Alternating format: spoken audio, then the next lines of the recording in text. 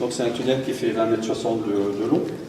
Il servait de communication entre les salles ici à l'intérieur et les plateaux supérieurs et les plateaux extérieurs.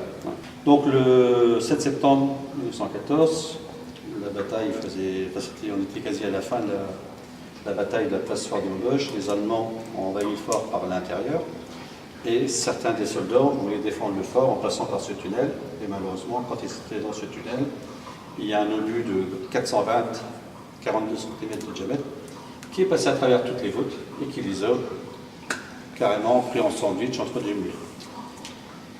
Donc seuls nous on savait ces événements-là grâce à un petit bouquin. On avait à l'époque, il y a un des soldats qui était ici sur place au mois de septembre qui a écrit des petites mémoires, Louis Bourdon, qui est mort, il était instituteur, qui a écrit des petites mémoires de ce qui s'est passé le 7 septembre et qui nous dit, il a entendu ses copains gueuler dans un tunnel à proximité de la Poudrière. Ils avaient été pris en sandwich dans ce tunnel. Ce qu'on sait, c'est que les 9 soldats que nous on a sortis, on va revenir par la suite, ont été pris en sandwich, sont morts sur le coup, parce que le choc a tellement été violent qu'ils ont été vraiment écrasés. Par contre, il y avait encore d'autres soldats dans ce tunnel qui sont morts, eux, au bout de, on ne sait pas combien de jours, mais 3 ou 4 jours de faim, de leur souffrance. Ils étaient emmurés vivants entre deux obstacles. Ici, c'était bouché, à l'extérieur, c'était bouché. Donc, il y a eu 100 morts. On n'a pas retrouvé de traces d'eux parce que dans les années entre les deux guerres et la Seconde Guerre également, le phare a resservi. On sait qu'il y avait un régiment d'Indochinois qui était ici, prisonnier. Et ce régiment, certains de ces soldats sont venus dans le tunnel des emmurés par l'extérieur, ont sorti les morts qui pouvaient encore sortir, qui n'étaient pas pris en sandwich, c'est le terme, c'est pas péjoratif, et ils les ont enterrés dans la pâture extérieure. Donc on ne sait pas combien ils étaient dans ce tunnel non prisonniers du mur, et ça c'est le mystère. Nous ce qu'on sait c'est qu'ici, d'après tous les écrits qu'on a, tous les récits, le 7 septembre 1914, il y a eu 120 morts. Donc 72 morts ont été retrouvés par les Allemands et enterrés dans un cimetière provisoire à l'extérieur du phare, ce qu'on appelle le cimetière militaire allemand. Nous on a retrouvé 9 morts, donc 72 et 9, 81, il y en avait 120. D'après les récits, donc il y a encore beaucoup de morts qui sont disparus. Est-ce qu'ils sont dans le fort? Effectivement, bon là ils ne pouvaient pas être une trentaine, mais est-ce qu'ils sont dans le fort enterrés dans des endroits où on n'a pas encore trouvé? Est-ce qu'il y a encore des salles? On a une salle avec les travaux qui ont lieu, dont vous avez vu, hein, vous avez marché dans la Gadoue. Avec ces fameux travaux, il y a une salle qui va être, pour la première fois, qui va être mise à jour. Elle est juste en dessous du passage où on passe à pied. Et peut-être que là, il y a encore des morts qui sont ensevelis depuis 1914. Ça, on ne le sait pas, personne n'y est jamais allé, parce qu'il y a eu une route provisoire.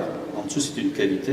Si on creusait en dessous, la route, elle s'effondrait. Surtout qu'on passe là avec des gros engins. Oui, donc ça, on aura une réponse à notre questionnement dans 3 semaines.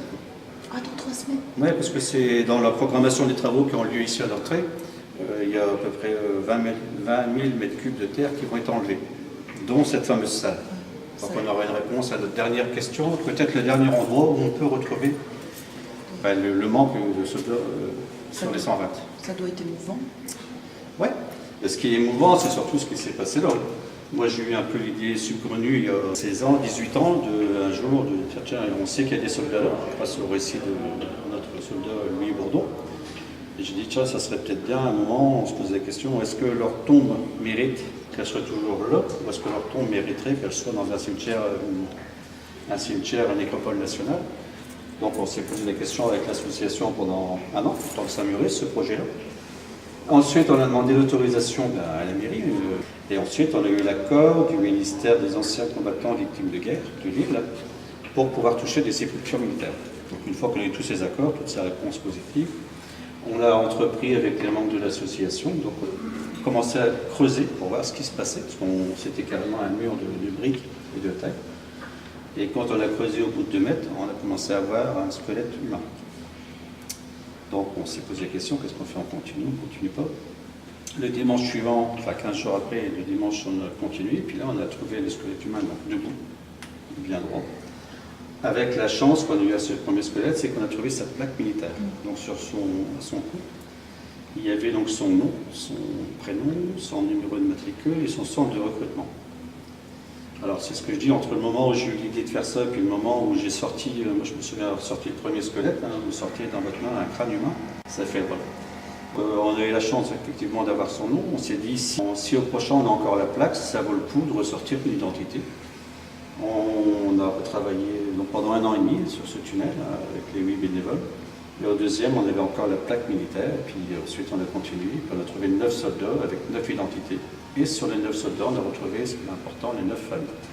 Donc actuellement, les familles viennent se recueillir quand elles passent sur le secteur, ici au Fort de Levaux et à la nécropole nationale, au cimetière militaire d'Azor. On a ressorti donc ces 9 soldats. Ces 9 soldats avec les plaques du matricule partaient, enfin les plaques partaient à Lille, au ministère des Anciens combattants et victimes de guerre, et eux nous renvoyaient l'identité complète du soldat. Puis après, à nous de rechercher les familles. Ça s'est fait grâce à un membre de l'association qui travaillait également à la mairie de Fény, qui était à l'état civil. Et la chose très émouvante aussi, c'est que dans ces familles, on s'est rendu compte qu'il y avait une dame de 94 ans à l'époque, Madame Paris, son père était dans le tunnel. Donc Madame Paris, on a su par la suite que toute sa vie, elle a cherché après son père. Elle savait qu'il était mort sur la place forte de Maubeuge, elle savait pas que c'était au Fort Levaux. Je l'ai appelé, puis je lui ai dit qu'on a retrouvé son papa. Donc ça, c'était Ça devait être émouvant. assez émouvant, assez poignant. Et c'est elle qui est venue donc, ici, au Fort de Levaux, quand on a fait les cérémonies de souvenirs et qu'on a conduit les corps à Azvan, c'est elle qui est venue inhumer son père. Donc dans ce tunnel actuellement, c'est assez impressionnant. Ce qu'on voit à droite, ce n'est pas un mur de briques, parce que nous, on a enlevé les briques, on a enlevé le mur brique par brique. C'est un mur d'argile. C'est l'argile qui est là depuis la construction en 1880, qui s'est solidifié. Et c'est lui qui tient actuellement tout l'ensemble. Mais alors c'est la voûte qui s'est effondrée. C'est carrément le mur de droite. Alors, vous verrez, ça faudrait les filmer sur l'aile droite. Vous verrez un tunnel similaire à celui-ci. Donc c'est carrément le mur de droite par la puissance de l'obus qui s'est écrasé comme ça, qui est venu prendre un sandwich chez Soto. Dans ce mur qui est toujours, lui c'est le vrai mur d'origine, il y a encore, le choc a tellement été violent qu'il y a encore, et on a laissé, par respect de ces soldats, on a laissé des ossements qui sont venus s'imbriquer dans les joints. Certains os ont éclaté et sont encore dans les joints des murs de briques. Donc là, il est abîmé sur à peu près 12 mètres. Le reste, bon là on n'y va plus bien sûr, c'est un lieu de recueillement. Le reste du tunnel est intact. C'est-à-dire que les 10 derniers mètres le tunnel fait 1,20 m de large, comme s'il n'y avait rien eu. Et c'est là où justement les autres soldats ont été pris en sandwich et eux ils sont morts de faim, de soif et de leur souffrance, leur blessures et autres.